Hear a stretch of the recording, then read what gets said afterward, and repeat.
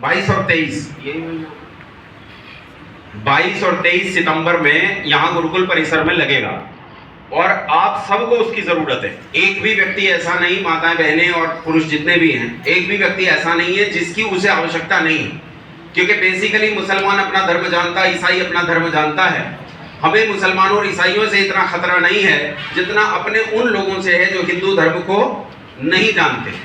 हमसे कोई पूछ ले हिंदू धर्म क्या है, तो अपने पास टंडन पुम्बू को बताने के सिवाय कुछ है नहीं कि हिंदू धर्म क्या है, मूल शास्त्र क्या है, मूल शास्त्र का सिद्धांत क्या कहता है। हम बताएं, अभी वही बता रहे हैं 21-22। अच्छा, ये माफ कीजिए 21-22 सितंबर है, मैंने गलती से 22-23 बता दिया। 21-22 सितंबर है, शनिवार रविवार है और यहाँ वो प्रशिक्षण शिविर चलेगा। तो आपसे निवेदन है कि 21 से भी एक दिन पूर्व संध्या में यदि आ जाएंगे तो बहुत आसानी रहेगी, नहीं आएंगे तो 21 में सुबह आने पर भी चलेगा। आप लोग सब आएंगे। प्रधान जी बैठे, यतेंद्र जी, मैं उनसे प्रार्थना करूंगा कि उनकी तरफ से 50-100 लोग आए कम से कम। राम कुमार जी बैठे हैं, मैं ये कह रहा हूँ बांध के लाओ, डाट इकट्ठे करो यहाँ गुरुकुल की सुरक्षा के लिए साधन बढ़ेंगे। चौधरी साहब से प्रार्थना करूंगा आपके जितने पुत्र पौत्र आदि हैं सबको प्रयास करेंगे कि शिविर में भेजें। ये पर्सनैलिटी डेवलपमेंट आप कहिए कि एक तरह से है पूरा का पूरा, और आप एक ऐसा व्यक्तित्व अपने भीतर पाएंगे इस शिविर के बाद कि आप अपने आप को एक अद्भुत स्थिति में पाएंगे। आप ये जानेंगे कि हाँ सच में संसार क्या है, ईश्वर क्या है, मैं क्या हूँ, ईश्वर जीव और प्रकृति क्या है और मुझे संसार में कैसे व्यवहार करना है। 21-22 सितंबर, फिर से सनद रहे, 21-22 सितंबर 2025 ये शिविर है। बहुत महत्वपूर्ण शिविर है, बड़ा महत्वाकांक्षी शिविर है। आप सबसे प्रार्थना है यहाँ अपने लोगों को लेकर आए। समय, हाँ, 21 तारीख में सुबह 8 बजे से ये शिविर शुरू हो जाएगा। और जैसे आप भारतीय लोग हो, लेट होने का हमारा एक स्वभाव है, तो 1 घंटा 1.5 घंटा आप लेट भी हो जाएंगे तो कोई दिक्कत नहीं, लेकिन आइएगा जरूर।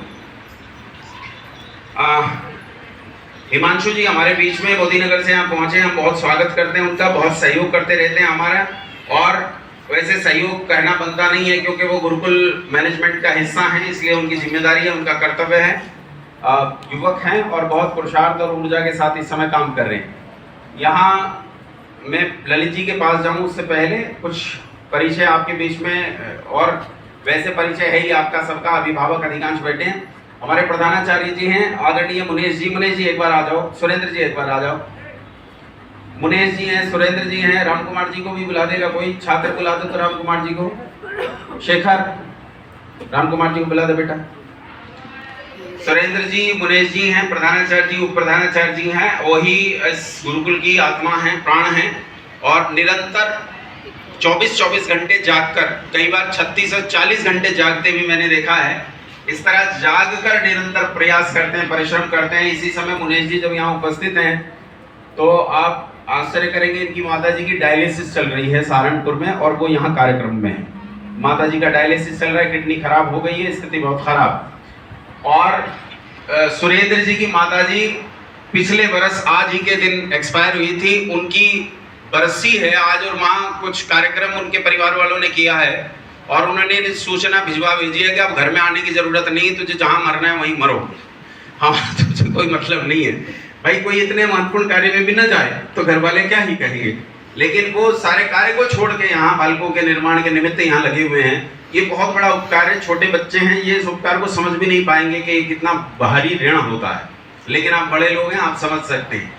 तो ये कुछ सूचनाएं थी मेरे पास जो मैंने आपके बीच में दी। इसके अलावा हमारे गुरुकुल विद्यालय की वहाँ कई शिक्षिकाएं जो गुरुकुल बाल वाटिका में पढ़ाती हैं, हमने गुरुकुल बाल वाटिका शुरू की है, तो वो गुरुकुल बाल वाटिका में पढ़ाती हैं। मैं एक बार उनसे भी प्रार्थना करूंगा कि एक बार बेटा आगे की तरफ आ जाओ। कौन कौन आए हैं? पूजा नहीं आई क्या? अच्छा आ जाओ आगे आ जाओ। आज 3 ही कन्याएं आई हैं, तो ये बेटियां हमारे बीच में हैं। ये गुरुकुल बाल वाटिका में हमारे बालकों को एकेडमिक और लाइव एजुकेशन दोनों देने का काम करती हैं। तो यही खड़ी हो जाओ बेटा, दिख जाओगी यहीं से सबको, एक बार दिख जाए बस। ये 3 बच्चियां हैं, मनीषा है, मोना है और अंजलि, 3 बेटियां हैं और बहुत अच्छे से गुरुकुल बाल वाटिका में जो छोटे बच्चे उन्हें संस्कार दे रही। बैठो आप। राम कुमार जी आ गए हैं। राम कुमार जी हमारे मतलब उस समय से जब मैंने गुरुकुल का विचार मेरे दिमाग में भी नहीं उठा था, उस समय से मेरे साथ हैं और अपना जीवन त्याग करके मेरे साथ आ गए थे, तब से मेरे साथ खड़े हैं। हर दुख सुख में भयंकर से भयंकर परिस्थिति में मेरे साथ खड़े रहे हैं। पहले गृहस्थ नहीं थे, अब गृहस्थ हैं, पत्नी बच्चे हैं, उसके बावजूद भी दिन रात परिश्रम में लगे रहते हैं। बाकी सब लोगों से आपका परिचय हो ही गया है। आइए शांति पाठ के लिए चलते हैं आदरणीय ब्रह्मा श्रीमान ललित जी के पास। देखिए, इतनी प्रार्थना आचार्य जी ने की है, मेरा मन कहता है कि आपको वो बात बता दूं कि 5 कमरे यहाँ बनने हैं। 1 कमरा बनाने का मैं प्रयास में लगा हुआ हूँ और आपने इतने अच्छे भवन अपने निवास के लिए बना रखे हैं गाँव में, इतने अच्छे भवन।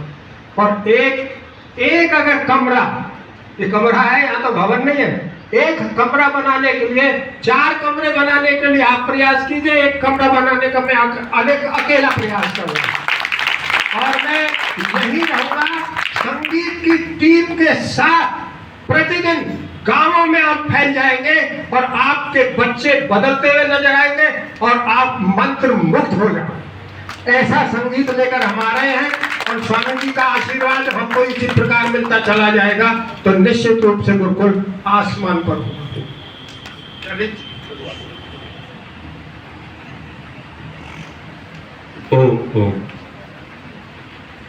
पूज्य आचार्य श्री ने एक सूचना भी दी थी, उसमें संशोधन कर लीजिए सभी लोग, जैसा मुझे जानकारी हुई है, क्योंकि उन्होंने, जैसा मैंने दिवस सुना है और तारीख सुनी है, दोनों में भेद है।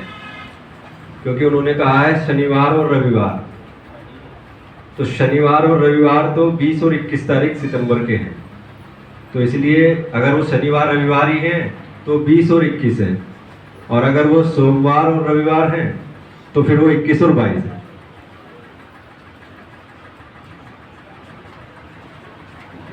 शनिवार रविवार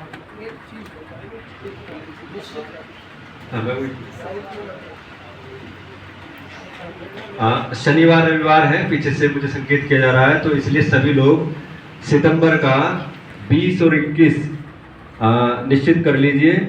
और प्रातः काल आचार्य श्री तो कह रहे हैं थोड़ा बहुत विलंब से चल जाएगा, लेकिन भाई विलंब चलना नहीं चाहिए। जैसा अभी स्वामी जी ने बताया था कि हम एक याज्ञवल्क्य ऋषि जी की उक्ति पढ़ते रहते हैं कि भैया यज्ञ कोई कब करे, कि भैया जब समय मिल जाए तब कर लो, लेकिन वहाँ 2 समय के लिए यदि लिखा हुआ है, तो ऐसे ही उसी प्रकार से यहाँ पर भी यही बात है कि 2 समय लिखा है तो 2 ही समय करें, एक समय से काम चलता है नहीं कतई। तो इसलिए अपने फ़ोन में सेलेक्ट कर लें, व्हाट्सएप पर अपने ही सेल्फ में मैसेज भेज लें, अपनी कॉपी पे लिख लें, है ना। मेरी तो देवी जी ने लिख लिया है 20-21 सितंबर, तो 20-21 सितंबर जो है, तो आप सब लोग ध्यान रखें इस बात का कि 20-21 सितंबर और समय पर आप पहुंचने का प्रयत्न करें।